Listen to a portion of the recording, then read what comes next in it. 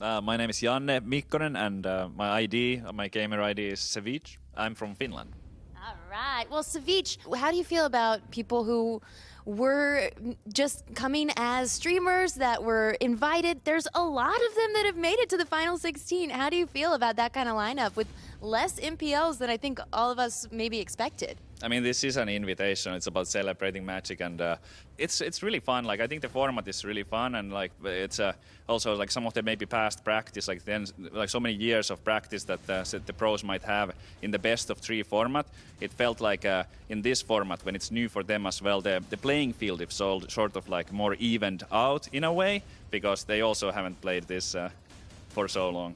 Absolutely. I think the streamers are really proving themselves. Now, did you have one absolute favorite moment of this tournament so far, either in-game or out of game, something that stuck out to you? Well, in the last match when I qualified for the top 16, when my opponent played his last card, which was the Thought Eraser, in that moment, I knew that my Teferi will get the emblem off, and that I would proceed to top 16. So that was like that was definitely a moment that I'm gonna remember when he plays that card, and I realized that, oh, I did it. Amazing, Savjz. It's such a pleasure to speak with you.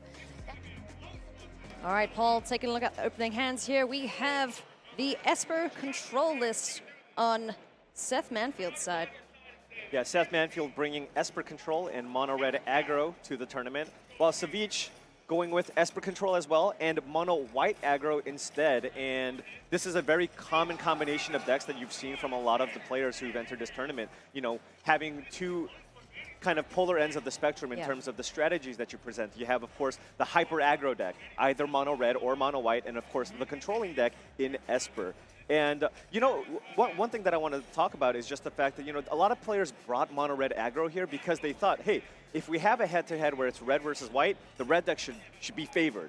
And that's not exactly what we've seen. We've seen the white decks really be able to pull out ahead just because of the sheer power of Venerated Loxodon. That card does so much work. If you can ever convoke out a Loxodon with 2 or 3 creatures on the battlefield, that's just way too much pressure for the mono red deck to deal with. Not only that, that allows you to play around cards like Goblin Chainwhirler. Exactly that. Taking a look at Savjz's opening hand, 2 Plains, Legion's Landing, and 2 Tide Takers. Maybe a slightly better opening hand than what we saw on Seth Manfield's side. What do you think? Yeah, this is kind of what I like to call the easy keep here. You have, of course, lands, you have your 1-drop, you have a nice curve, and you're in a situation where if you draw a land, great. If not, you're still going to be able to put additional pressure onto the battlefield. Exactly that.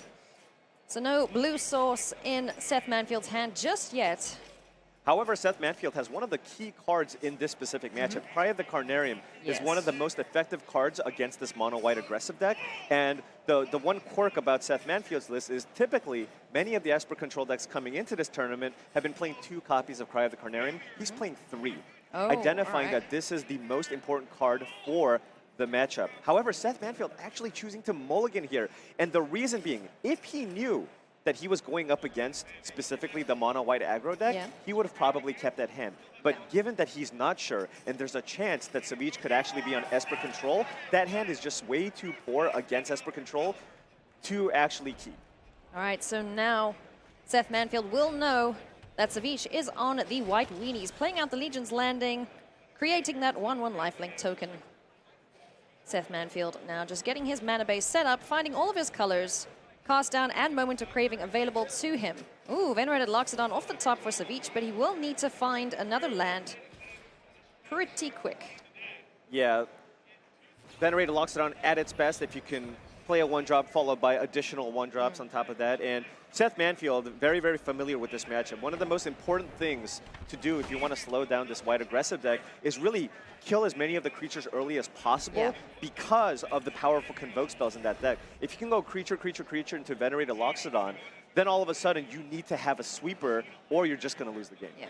So Moment of Craving dealing with that lifelink token, but Tithe Taker now on the board, taxing Seth Manfield's mana just a little bit on Savjz's turn. Yeah, and as you can see on the screen, Tithe Taker makes it so that spells cost 1 more on your opponent's turn. So Seth Manfield actually unable to cast Absorb here to counter this Tithe Taker. He also cannot cast Down there in response. So interesting, he chose not to go for Cast Down in response to the Tithe Taker because once the second Tithe Taker resolves, Cast Down would cost 4 mana. So Seth kind of banking or hoping that he draws land number 4 to just be able to play Kaya's Wrath there instead. Yeah. But now, given that he can't play his removal spells on his opponent's turn, Seth Manfield does have to fire off either Cast Down or Mortify to deal with one of the Tide Takers on the battlefield. Tide Taker, of course, creating the Spirit token, so Savjz would be in a similar situation in terms of being able to convoke out that Loxodon with the creatures. Still no land for Savjz, unfortunately. Yeah, but Can you can swing see, with the 3 damage, though. but you can see Tide Taker still just does so much work in the matchup. Yeah. It's got that very, very, very relevant line of text. We typically call that a tax effect, where Yes. you kind of mess with your opponent's mana, you make things cost a little bit more, you make things awkward for your opponent. But if you also use a removal spell on the Tide Taker, it has Afterlife 1, so it gives you a little bit of value even if you're able to get it off the battlefield. Right, so now what Savjz doesn't want to see is a Kaya's Wrath from Seth Manfield, but we know it's in his hand, and there go all the critters. Only a lowly little Spirits token left on the board. Savjz There's needs the a land. land. There's Savjz the land. And that was huge, because if you take a look, Savjz actually has a ton of ways to play around sweeper number 1. Oftentimes, the white aggressive deck is able to play around the first sweeper. Yeah. But the second sweeper is typically the one that's backbreaking. So Seth really does need to find that second sweeper to be able to kind of lock up this game. Still no second sweeper, though, to speak of in Seth Manfield's hand. History of Benalia doing some work, getting those Vigilant tokens on the board, which will, of course, hit Chapter 3 next turn. And Seth likely is going to be incentivized here to use a cast down on one of the creatures on Savjz's battlefield, because a flipped Legion's Landing is one of the most difficult to deal with threats coming from the side of the Esper control deck. But he definitely does want to see the other Kaya's Wrath just to get rid of this, or even Cry of the Carnarium, to make sure none of these creatures stick on the board.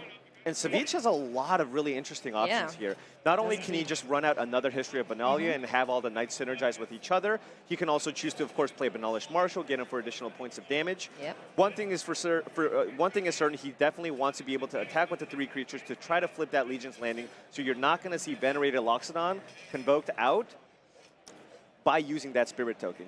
The Spirit token is very, very likely to attack here. But again, this is kind of the most difficult aspect of playing against the Esper control deck, because it has so many different answers, right? You have removal spells. It's like, do I want to play around spot removal? Do I want to play around counter magic? Or do I want to play around sweepers?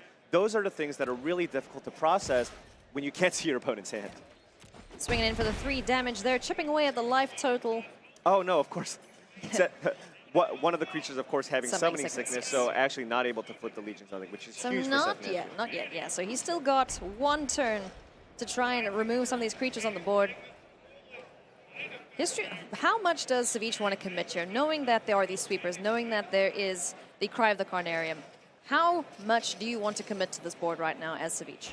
Well, the advantages of playing something like a History of Benalia this turn is that even if Seth Manfield is able to follow up this turn with a sweeper, you're still going to get another token next turn, and then you can follow that up with another threat. However, another thing to play, if you can, in this specific matchup is Venerated Loxodon, because it puts a lot of pressure on the battlefield. It would have turned those Knight tokens into 3/3s, helping him play around at least Cry of the Carnarium. And Venerated Loxodon is typically the type of play that's really weak after a sweeper, because it requires lots of creatures on the battlefield to be effective. Seth Manfield absorbing the second History of Benalia, not allowing Savjz to get even more Knight tokens on the board. Unfortunately, still no sweeper to be found. The cost down is available, though, for Seth, just to prevent the Legion's Landing from flipping. Yeah, and we've seen kind of the power of, look at the card Chemist's Insight in Seth Manfield's house. That's one of the most important cards in the Esper Control matchup, as it allows you to cycle through your dead cards. However, it is an expensive card, and this mono-white aggro deck puts so much pressure on the opposition that oftentimes you just don't have time to cast Chemist's Insight, because look at what's happening here. Yeah. This is 9 points of damage, and Seth Manfield currently at 14 life, and also Savjz is presenting the chance this turn to flip that Legion's Landing. So really tough spot here for Seth Manfield. Seth Manfield can choose to absorb this Benalish Marshal, but if he does, that Legion's Landing is going to flip. Yeah, I think perhaps for Seth Manfield, you don't want to see that Legion's Landing flip, because this basically just says to your sweepers, yeah, it's fine, you can kill all my things, but I'm just going to keep putting, one little life linker back on the board just to irritate you. So allowing the Benalish Marshal to hit the board And will we see a cast down just before attackers are declared? Yeah, it looks like he really does not want that Legion's Landing to flip. However, he's still going to take a ton of damage this turn. He's going to take 7. He's going down to 7. He's facing lethal damage, and he has no removal spells in hand. He needs to draw a sweeper this turn, or Savjz will be able to lock this up. Watery Grave will not do it, unfortunately. He is running out of answers quickly. And this should do it. Savjz should lock up game number 1. Seth Manfield having no more answers to the threats on the battlefield. This Benelish Marshal may get absorbed just to try and pad the life total a little bit. Right, but would he save himself there? Not even. No, even through absorb, we're looking at 10 points of damage. Savjz swinging in, flipping the Legion's Landing, and taking the first round here of day 3 at the Mythic Invitational. So Seth Manfield on the back foot. He needs to now figure out what to do about this white weenie deck, because Savjz has really done pretty well with this white deck so far. Yeah, I mean, I think the white deck has just been one of the most successful decks that we've seen so far. Yeah. It just not only does it put a lot of pressure, it of course also just has the synergies with the Convoke mechanic in the Loxodon and even Conclave Tribunal.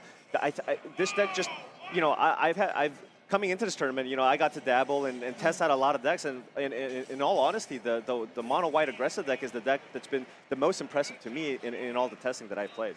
All right, so in the second match, we will see the other 2 decks from both players, which will be the Esper Control and the Mono Red from Seth Manfield. So kind of an inverse of what we just saw, but the Mono Red does play slightly differently to the white weenie deck. Right, so what the white weenie deck is trying to do is put a ton of pressure on the battlefield, and its only way to really get you is with its creatures. But the creatures are generally much more efficient and much more powerful than the cards that you have in the mono red deck. However, the mono red deck has lots and lots of burn spells, and with the burn spells, you only need to get in for a few points of damage with your creatures before you can try and finish off your opponent with Lightning Strike, with Wizard's Lightning, with Skewer the Critics, cards of that nature. And of course, it also has additional staying power in cards like Light Up the Stage and Experimental Frenzy. So that deck has the ability to go long just with those cards, which is typically not what you see in aggressive decks. Sometimes when you see the white aggressive decks, it's like, I play all my stuff, sweepers. I play all my stuff again, sweepers. All right, well, that was fun. Let's move on to the next game. The red deck, with something like Experimental Frenzy, can outgrind even some of the control decks if they don't find an answer to the card. Exactly right. Taking a look now at the opening hands for Savjz. Hallowed Fountain, Watery Grave, 2 Search for his Canters, and the Thought Erasure. That could be... This looks pretty good.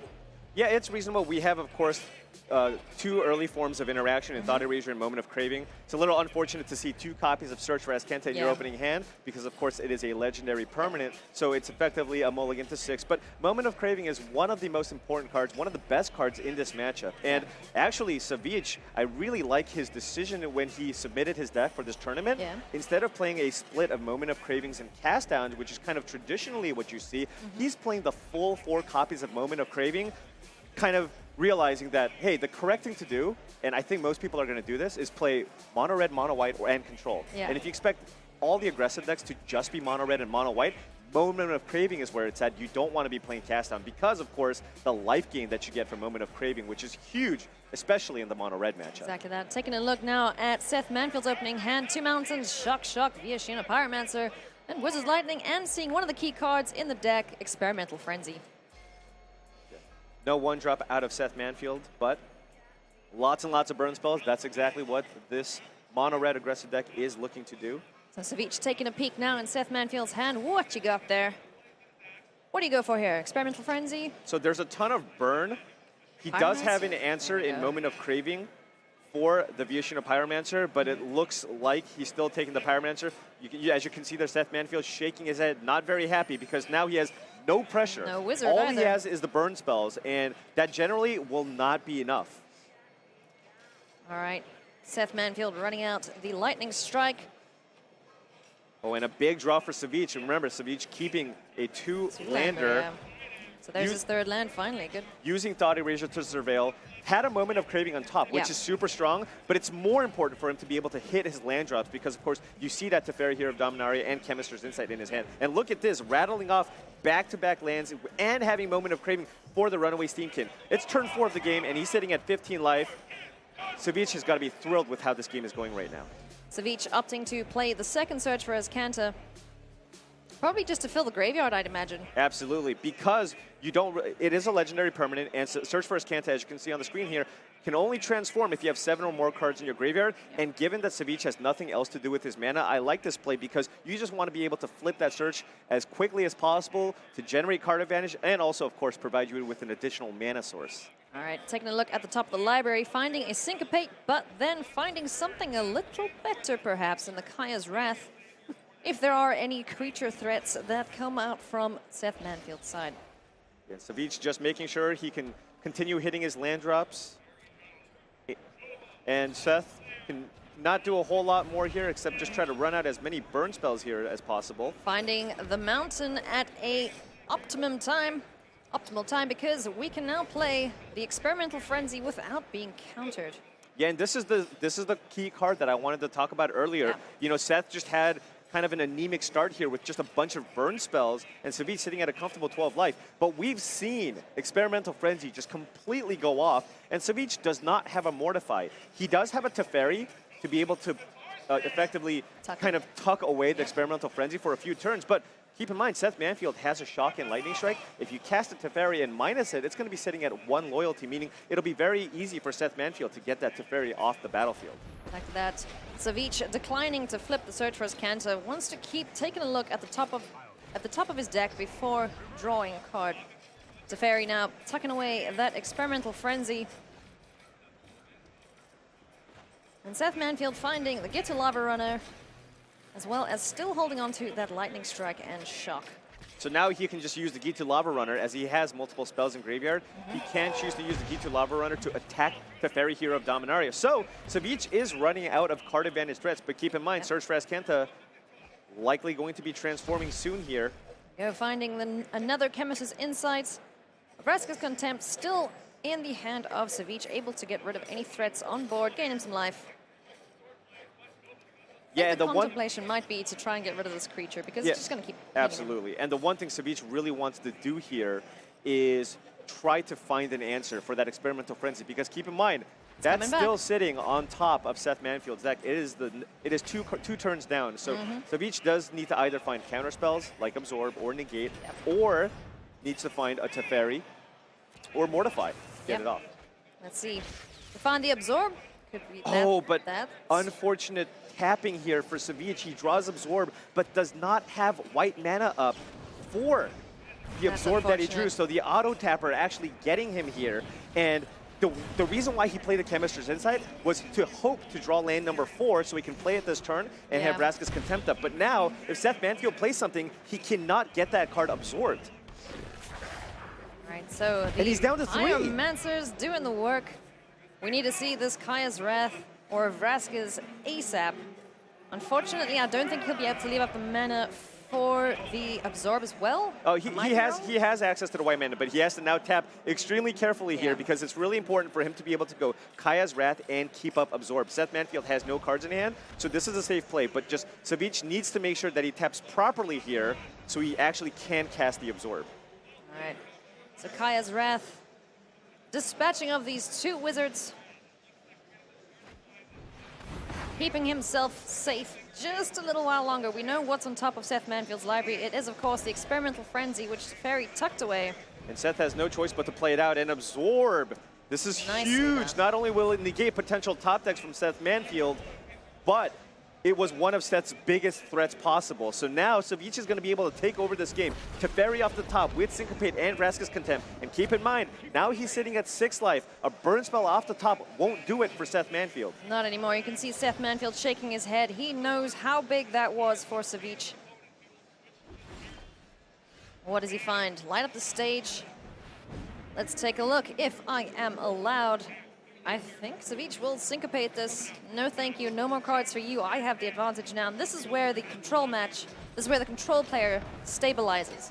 Yeah. No more immediate threats. Now I'll just keep ticking up my Teferi. Seth Manfield now needs to worry about this Teferi embleming. Yep. I mean, Seth Manfield still has the possibility of winning this game, but it's going to be difficult. Yeah. Well, scratch that. An absorb off the top for Savjz means Savjz will have an absorb for the next burn spell that Seth Manfield will have, meaning he's going to go up to 9, and then Seth needs to draw 3 more 3-damage effects to actually claw back and win this game. But it's not over till it's over. Seth Manfield will hang on to that mountain and just keep taking a look.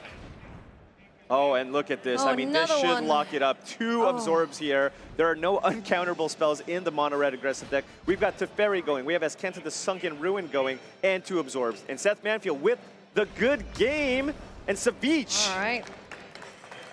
winning the first match. Savjz. Wow. Shake hands, damn it. Yes, excellent. Over to you, commentators. Thank you, Day 9. Well, begrudging handshake there from our 2 competitors. You think that there's some bad blood there? No, I think there's not, is there? These guys are friends. I think they were just having fun. Let's take a look at the deck list here for Savjz. Esper Control, and Savjz has gone for the fairly standard combination of a hardcore control deck and a hardcore aggro deck. This is a control deck for here, Savjz. Yeah, and we've seen his list before. He's played on camera here yesterday. It's pretty standard for Teferis. Only 1 Masterminds acquisition.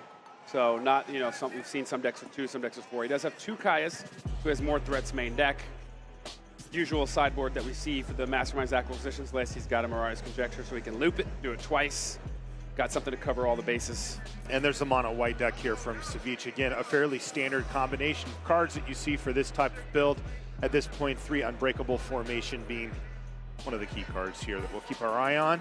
On the other side of the table, though, it's Gabriel Nassif, and he's brought something a little different. He actually brought a copy of Temur Reclamation.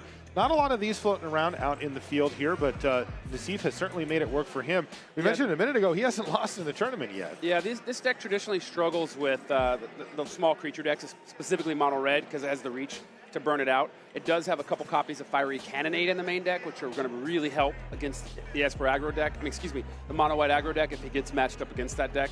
And it does have a good matchup against the Esper Control deck. So I think he's hoping that deck gets matched up against Esper Control, and his Esper Acuity deck, which we're going to see here shortly, gets matched up against mono white aggro. Yeah, so here's the Esper Acuity deck that Nassif has brought. He's actually had quite a bit of success at the professional level with control decks. He likes to stream them as well. The blue-white decks are kind of his favorite.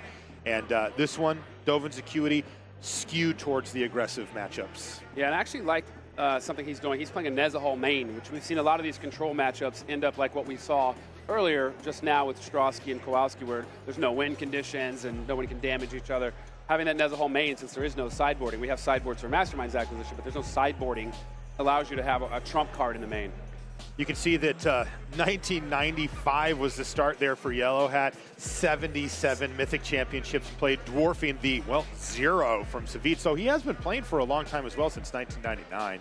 Yeah, I think Savjz maybe didn't take it as seriously as Nassif did. I don't think you can see that, Nassif's been playing competitively since as long as I can remember. Nassif doesn't really take anything that seriously.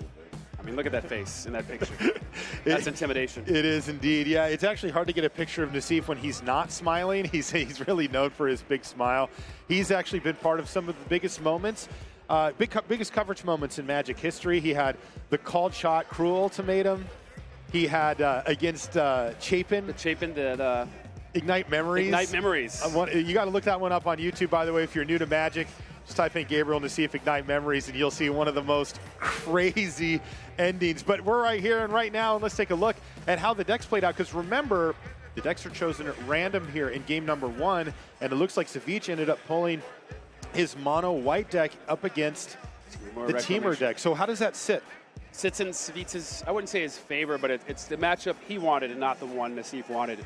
Like I said, this deck usually struggles. By this deck, I mean the Temur Reclamation deck with fast creature decks. He doesn't have the reach to burn like a mono red deck, but Nassif's really going to want to draw his Fiery Cannonade and hope that the creatures haven't grown large enough where they're outside of the range of that card. Yeah, there's a short window where that card can actually wipe away the board out of this mono white deck. And on top of it, insult to injury here, Savjz wins the play as well. So he's really come up roses here. Steam Vents off the top means that he's going to get a few untapped lands going forward, though. Yeah, being on the play, he's going to get to play a Tithe Taker on turn 2 if he wants, which really impedes Yellow Hat's ability to function. If you look at that hand, a lot of those cards are reactive. Sinister Sabotage you want to cast on your opponent's turn. Grove Spiral you can cast in the main, but it's the kind of card you want to pass. have the option to cast your counterspell or cast Growth Spiral. He's going to have to play those in the main or have an extra mana if he wants to wait. Now, if you're waiting for Sinister Sabotage, you will have that mana, but it just really ties you up, Tide Taker. It makes sure you have to play in a function, play in a way that you're not usually wanting to play in. Yeah, he's got a Syncopate in his hand too, does Nassif. It's going to make that a lot worse. So it looks like, though, Savjz is going to take the very aggressive line here of playing the 2 1-drops rather than the Tide Taker. He has 6 power on the battlefield, and it's turn 2. Yeah, and he knows there's no 2-mana sweeper, so he can go ahead and get these guys out, and the Bodyguard protects one of them. Next turn, likely, if he draws a land, Snubhorn Sentry can outlive Fiery Cannonade. Tide Taker makes a token if it lives through it. So I think he's fine to just develop his board and put pressure on Nassif. Nassif already thinking about what his best option might be here. He had that Steam Vents off the top of the library, which means the Rootbound Crag or Hinterland Harbor will come into play untapped here, kind of unlocking some of the power of his hand. Yeah, and he could play Search for Azcanta here, or he can pass and Growth Spiral and try to accelerate. I think he wants to accelerate, hoping he can draw into land and a Reclamation and get set up as fast as possible. This Tide Taker is going to force his hand, though. It doesn't really matter too much. He can cast it after. He was casting it in instep or casting it now in response to Tide Taker is the same thing. Can he just Syncopate it? Is it Could worth also it? Syncopate it. Get rid of a Tide Taker? Is that worth a Syncopate? Probably, but he does want to develop his mana and get those cards flowing if he can. Yeah, I mean, it worked out well for him. Savjz didn't draw a third land, or he wouldn't Right. have the Syncopate option. So Here's 6 damage, though, coming through, and that's happening regardless. Sure, there's a few options here for Nassif, but nothing that really matters in the moment. Look at him think right now. Going through what kind of cards he might be able to find here. well, the reason he left Rootbound Crag in his hand is he can Growth Spiral into Shivan Fire, Yeah. put the Rootbound Crag into play untapped, and have a red mana. And look, Oh, it's exactly what happened. He finds the Shivan Fire off the top of the library. Ooh. so he was debating whether to hold up Syncopate or go for this play. He was rewarded. Nice call there, partner. I may or may not have played a few Reclamation decks, trying to qualify one of the top 8 Mythics. You know, they call that play into your outs here, and that's exactly what Nassif does. He knows how many Shivan Fires he has. He tries to decide, well, is it worth it for me to keep up a card like Syncopate, or is it a situation such that I need to try to reduce the amount of damage that I'm taking at all costs, and that's what he's chosen to do. Did get fortunate and hit that, I'm going to but rewind here, he's still though. behind. That's why he was thinking so much about which second land to play, because you want to make sure you leave. Like, had he played that Rootbound Crag, the land he puts into play would have been Hinterland Harbor, and he would have had a red mana available for the Shivan Fire. So little things like that you don't think matters, you just click, play one of your lands. Why does it matter? Because that's why. Gabriel Nassif is in the Hall of Fame and has really one of the storied careers for Magic the Gathering going back to 1999. A lot of And options that's here. why. Sorry to interrupt. I was just saying, a lot of options here. And with the Tide Taker, he kind of has to make these plays now if he wants to do it. Like, he could put the Breeding Pool into play untapped and play Growth Spiral and Search for Azcanta. Or if the Growth Spiral hits another land, put that into play and have Sinister Sabotage available, but he wouldn't be able to cast it because of the Tide Taker. He could put if he wants to cast Sinister Sabotage on his opponent's turn, he'll have to play Breeding Pool and take 2. So see what the Tide Taker is totally changing his lines of play, making him play in a manner that you wouldn't normally play in. Yeah, you can see that Unbreakable formation kind of looming in hand for Savjz as well. If he finds one more land, he can fire that off and get in for a ton of damage, really put the screws to Yellow Hat here. And yeah, he is going to go ahead and go for Search for Azcanta plus Growth Spiral. And he had to take 2 from his land, and Yep. it's just, he could have taken 2 from the Steam Vents to leave 3 mana up and do something, but there's not much he can do for 3, so he's going to go ahead and play it tapped. Yeah, Growth Spiral gives you an extra land drop for the turn, so he does still get to play the Steam Vents out of his hand for his natural land drop. He is up to 5 mana with a Search, so things are going well as far as that goes. But, oh, Legion's landing now for Savjz, a nice one, because he can transform that right away and get himself that 3rd mana. Yeah, and he actually has the option if he wants. I mean, I don't think you want to do it. He's going to play the Snubhorn. He could Conclave Tribunal the Search, but I think with your opponent at 12, you just want to put the pedal Just to the jam. metal. Yep. Put them, give them 1 turn. Put them on dead next turn. Yeah, and it's a really good position here for Savjz as well, because he can apply a ton of pressure down on the ground, and then next turn he will have the mana for Unbreakable formation either way, and he can force Nassif to respect that. But the truth is that Nassif is taking so much damage on the ground, Doesn't even need it. he's gonna have to do something about one of these creatures anyway. Yeah, and he's a little resilient to Fiery Candidate here. The Dauntless Bodyguard's protecting a creature. The Tide Taker leaves a creature behind. The Snowburn Sentry, even though it won't attack for a while, still lives. He's flipped Legion's Landing into a Danto the First Fort to make more threats for the future. Yeah, this one's looking really bad for Gabe Nassif here. He just doesn't have the tools to get the job done. 2 reactive spells, card draw spell, Yeah, and a land ain't going to do it. Yeah, unfortunately, I think it's actually just over. It's just done. He could Chemist's Insight for a Shivan Fire and remove one of the creatures, the Aspirant, but the Unbreakable formation will then be cast, make the creatures large enough, and he will be able to attack for lethal. This is what I mean about this deck not matching up well against small aggro creature decks. If you notice, he was just under constant pressure, and he wasn't able to develop his board because he was having to respond to threats. This Timor Reclamation deck really preys on slower control decks. Yeah, where you have the time to fire off those growth spirals, to fire off these Chemist's Insights. Instead, boy, Tithe Taker really the MVP here, just forcing Nassif to take some lines he didn't really want to take. Having to take damage from his lands, to Yeah. cast the spells. It was a really bad spot. He's deciding what mana he wants to use for this Chemist's Insight. And yes, this is the level of depth that professional players go to make sure that they're playing as tight as possible, giving themselves the most possible equity in the game. Not a lot to be gained here, though, unfortunately, for Yellow Hat, as Savjz has really kind of flooded the board. And Savjz, you see a fist pump from him there. He knows that if this is what Yellow Hat is doing, he is in a commanding position to win this game, and he looks like he's got game 1 locked up here. Savjz says, yeah, I got this one, gives a thumbs up to the camera there, because he is 1 game away from advancing to the top 4. All he has to do is turn his creature sideways here, and that's Unbreakable formation to send a real strong message to Nassif. Hey, this is not going to be easy. Yeah, so boom, boom, boom, since this one's boom, over, and boom. If you like that Chemist's Insight Nassif played, you can get that right now this weekend in the Treasure Constructed event. You get 5 wins before 2. You get a You shouldn't have told me that. Chemist's Insight. I might need to do that now. I'm supposed to be doing my job Who here. are we kidding? That's what you're doing right now. That's how I know. Looking at your screen. All right, so that brings us to a game number 2. Now, when it comes to game number 2, things are set in stone. Whoever went first is going to go second. So in this case, it's going to be Nassif on play, and we're going to switch decks. So whatever you played, you're going to play the other decks. A little bit of a different take here if you're used to, Mythic Championship or Grand Prix coverage. This is duo standard, and it's played out a little bit differently. So what does the matchup end up being here now in game number 2? We've got 2 Esper decks matching up, but they're a little bit different. We've got Esper Acuity in Nassif's hands and Esper Control and Savjz. Esper Control, as we saw the list earlier, it's pretty standard. He's got an extra Kaya, 1 Mastermind's Acquisition. Whereas in Nassif's deck, he has 3 Mastermind's Acquisition. He doesn't have Teferi. Instead, he's opted for Dovin's Acuity. And it plays a little differently. It has, I think, maybe a better matchup against the creature deck with the Dovin's Acuity to gain life. But he's got some tools in there, like I mentioned, that Nezahul main, things like that, where he's set up well for the mirror also. And yeah, he, some as you say, he bullets. hasn't lost yet. And with Esper Control being such a popular deck, I imagine he's done some work to Esper Control decks this weekend. So the randomness here of the deck choices not panning out in Nassif's favor there for game number 1. He really did want to see the matchup flip there. Yeah. But I mean, he's one of the best control players around. Like he just knows he's got to focus. He's got to win this one and not worry about the third one yet. Just focus on the game at hand.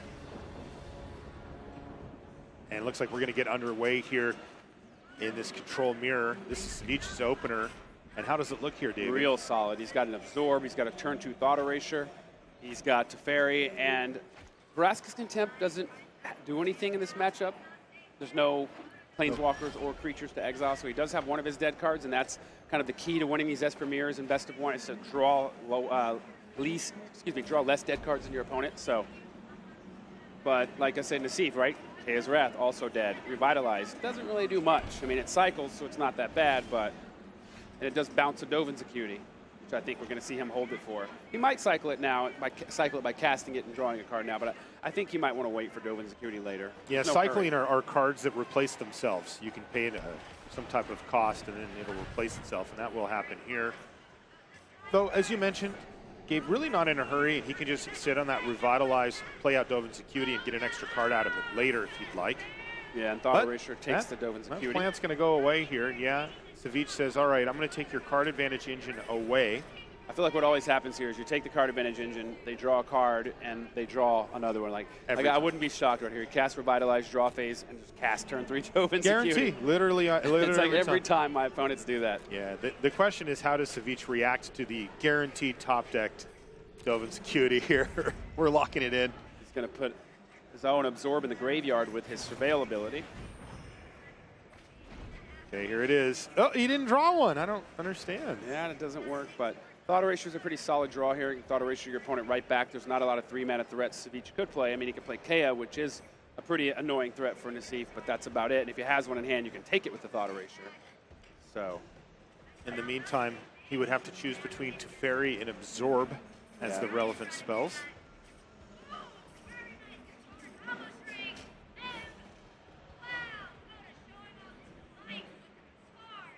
One thing for those of you that are new to watching this level of play as well, Nassif takes his time. He's a very deliberate player. yes, he is. He is going to need to find a black mana source here, though, on the battlefield. There we go. Go ahead and cast Thought Erasure. So let's see what he wants to take here. I imagine he takes it to Teferi. He just doesn't have anything he wants to resolve in the Yeah, near you're not future. fighting over anything right now. Absorb, while important when you get into a counter battle, is pretty expensive at an awkward cost. You'd much rather your cheap counters like Negate and such, but nope, he's going to take the Absorb. And look at that, he gets a Kaya's Wrath into the graveyard as well, so a potentially dead draw that he's been able to take out. Yeah, he does have the Absorb for Teferi, so it's going to be a long time before Savjz can realistically cast it, but look at that, search for his Kanta Yeah, off the brutal top. top deck here. I mean, usually in these control matchups, the guy who searched for his Kanta flips has a huge advantage, being able to search for a non-land card every turn. And that one wasn't available for the Thought Erasure, so for your opponent to draw and cast that, it's pretty brutal. In addition to, while building up to the flip, they get to just filter their draws, get rid of the dead cards, find the cards that matter, find land to make land drops. Savjz is taking a look at the cards with search for his Kanta and... Thought Erasure to the bin. wow. Thought Erasure is a really solid one here. So the reason he's casting this Kaya's Wrath and the reason he put Thought Erasure in the sideboard is he's trying to hurry up and flip this search for his Kanta. So by putting a card in the yard, the Thought Erasure, that puts him one step closer. He knows there's no 5-mana spell Nassif can cast that he needs to counter. So he's basically discarding Kaya's Wrath and tapping out. And look, he wasn't punished by it. He tapped out and nothing happened. Nothing happened at all. And now his search is 2 cards closer to flipping. Very heads-up play you don't see a lot of players make. Yeah, really smart. Gabriel Nassif has 2 copies of Mortify in his deck, one of which could take out search for his Kanta, but once it's transformed, too late. He's trying to get there before he finds the Mortify. Another Absorb off the top of the library, so a pair of Absorbs and a pair of Kaya's Wrath here for Nassif, but wow. That ain't it. And look at that, the turbo flip there from Savjz, really heads up play from him. And the beauty of that is the card you flipped it with was Chemister's Insight, which allows you to use this Vraska's Contempt to draw 2 cards, but with Jumpstart ability. Ooh, here we go. Mastermind's acquisition off the top of the library, though, for Nassif. He is a mana short from being able to protect it with Absorb, however, so maybe he'll want to wait a little bit on this. What does he know about the hand? He knows, oh, there's only 1 unknown card in hand now for Savjz, so maybe he just fires it off. Except he has 7 mana in the search for, Azcanta, the Sunken Ruin, so he can tap 3 lands in the Azcanta, possibly find a counterspell, and he'll have 3 mana left over to cast it. So that's a great point, he's got David. kind of an unknown card. Yeah, 1 more mana here for Yellow Hat would be really nice as he could protect his Mastermind's acquisition with an Absorb, but he doesn't have it right now, and you can see he's gone deep in the tank here, trying to figure out what the best line of play is. Yeah, he knows about the Teferi, and he knows if he casts Mastermind's acquisition, the shields are down, and Savjz will be able to just resolve a Teferi no problem. One of the things he could get, I know, I was going to say he could get Unmoored Ego, but even so, once he gets that, because next turn he'd have 6 mana for sure, the Teferi would already be in play, and you got to deal with that one in play. So you can see Gabriel's really pained here about this decision. You saw him just sort of shake his head. He could get a Thought Erasure out of his deck and take this Teferi out of his opponent's hand, but that doesn't really get you anywhere. Like, your opponent still has a flip Azcanta, the Sunken Ruin. I mean, like we've talked about, I really think these decks with Mastermind's acquisition should have had a Field of Ruin in the sideboard. Yeah, that's right. We've been talking about that all weekend. Look at this. As Azcanta the Sunken Ruin gets activated, it was Syncopate that he found. Does he have enough mana to actually counter here? He can Syncopate for 2, but Nassif has 2 mana left over. So not quite. He did find a counter spell, but it was not the right one. And that means that Mastermind's acquisition is resolving. And what we're watching right now is Gabriel Nassif searching through his sideboard. Yeah, it's tough. I'm a big proponent of when you cast a tutor, a card that searches your deck, your library, wherever, your sideboard. I like to have in my head a plan of what I'm going to get. Because right now, say he looks at these cards and decides, actually, this is not my best play, you can't take that back. So it's usually a good idea before you cast your searching card to have a firm grip on exactly what you're going to take. Now, then there's nothing wrong with kind of looking over to make sure, but these players have their deck list. This is Nassif's deck. He should know his sideboard already. Yeah, this is a good one here. He took Sorcerer's Spyglass, but he does not cast it this turn. He says, you know what? If you want to tap out and play Teferi, you get the card back off of it, fine. I can play Sorcerer's Spyglass next turn, and I'll have Absorb at the ready. Right. Well, Heads up play. Yeah, I mean, he also knew about the Syncopate because you have to reveal it with the Sunken Ruin. Indeed. So he knew tapping out his opponent would just tap 2 mana. Yep. Now he gets to have sort of a counter war to resolve the Spyglass, which would shut off this Teferi and all future Teferis. And another Masterminds acquisition here off the top of the library for Nassif. Yeah, I don't he think is finding his haymakers, but is the turn right now for the Spyglass? Yeah, I think the Spyglass, because again, with the acquisition, you're only going to have 2 mana left over, nothing you can really do. He can save that for later. What he really wants is some lands. Like I mentioned before, in these control matchups, land drops are key because they allow you to cast multiple spells in a turn. They allow you to get into counterspell wars. Right now, he's really kind of bottlenecked on 6 mana. He can't do some things and protect it and do other things. Well, he's going to pick a fight here with his Sorcerer's Spyglass. Savjz is going to take a look at his options. Yeah, he knows that if he syncopates for 4, Nassif can just pay. Yep. You know, if he had something he wanted to resolve next turn, he could just bait him and syncopate before, have him tap out and resolve it, but there's nothing he wants to resolve. Vraska's Contempt is nothing. Chemist's Insight is just 2 more cards, and you'd rather actually search for activate Azcanta the Sunken Ruin at any time instead of drawing 2 random ones. So he's going to name Teferi. Pretty much the only choice. Could he name Azcanta the Sunken Ruin? It does say, actually, I know he can. I'm just saying, should he? He could. You're right, 100% right. It doesn't say non-land on it like some of these cards do in Magic's history. Yeah, if it's a mana ability, you can't stop it. But the question is, what's the more pressing issue here? Because there's 2 things fighting for his attention. But here's the thing, right? You say Azcanta the Sunken Ruin. Right? Yeah. You say that, you pass. Your opponent just goes Teferi -3, put that under your 3rd card from the top of your deck, and keeps on trucking. So it doesn't do much. It makes him minus his Teferi for 1 turn. That's what he did. He named Azcanta the Sunken Ruin here, and he's going to pass the turn back. And also based on the way the spell works, he didn't respond to him resolving the Sorcerer's Spyglass. There's no way to respond between naming it. So he did shut off his Sunken Ruin for this turn. But Savjz can then just cast his Chemist's Insight. Yeah, he had a backup play that was perfectly reasonable here as well. Chemist's Insight drawing 2 cards, although it looks like there's going to be a little bit of a fight here as Nassif is trying to keep Savjz from going off here and drawing too many cards, though an active Teferi, pretty nice. And look at that, Mastermind's acquisition was draw there for Savjz as well. Wow, yeah, and with the amount of mana he has, really nasty here. He's got 4 mana left over after it. He can, I'm looking at his sideboard here, he can get Unmoored Ego if he wants. He could get, let's see here. I think he'll have an extra land drop here as well, so he could have 5 mana. He could have 5 mana. He can get Mirari Conjecture and just cast it and get it back. Yeah. And get it back and absorb, and then the following turn get it back. So that's tempting. That play. It doesn't have. I'm looking for artifact removal. He has Cleansing Nova, but that costs 5. He could get Cleansing Nova if he wanted, but that's a little bit expensive. Get Ixalan's Binding. Maybe we could take a look at Savjz's view here and get an idea for what he's looking at and what his options are. He's looking at Devious Cover-Up. That's what he took. So he's just looking for the insurance plan here. I like it. More control. It also allows him to put his 1 Mastermind's acquisition back in his deck if he wants it to draw it later. Finally, a land off the top here for Nassif.